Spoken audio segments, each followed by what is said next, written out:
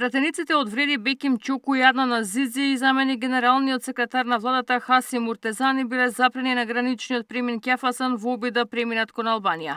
Повеќе од 1 час без образложение биле задржани од граничната полиција. Иако подоцна им било кажано дека забрана за влез има лице кое патувало со нив, Чоку на социјалните мрежи тврди дека и покрај дипломатските пасоши од полицискиот службеник добил информација дека забраната важела и за нив тројца. Се сомнева дека причината е неговата поддршка за протестите во Албанија. До овој момент не сме добиле никаква одлука или официјално известување што ги објаснува причините за оваа постапка. Поради тоа не можеме да направиме ништо повеќе освен да поставуваме прашања и да бараме транспарентност од албанските власти. Доколку причината е поврзана со фактот што јавно ги поддржавме одамнишните протести во Албанија, тогаш тоа би било длабоко загрижувачко, пишува во статусот Чоку. Заменик генсекот на владата Муртезани за Сител вели дека забраната не била за нив туку за сопатник. На него му беше кажано од страна на полицаец или царина, не знам што беше во границата, дека има забрана за влез во Албанија. Значи, немаше забрана ниту за мене, ниту за двајцата пратеници од Влен, туку имаше забрана за влез и тоа привремена забрана за влез за еден наш сопатник кој што не носи ни јавна функција ни ништо. Дури на крај ни беше кажано дека вие може да продолжите.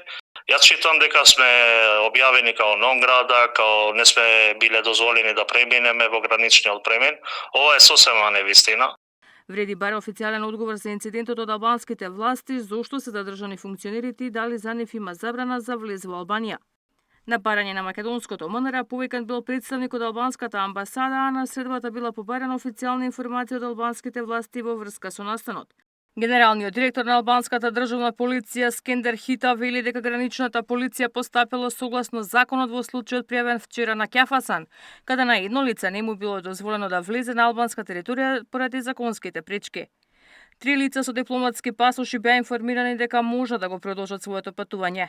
Другото лице кое беше во нивно друштво имаше законски пречки на границата и не можеше да патува во Албанија. Другите тројца граѓани одлучиле да не го продолжат своето патување.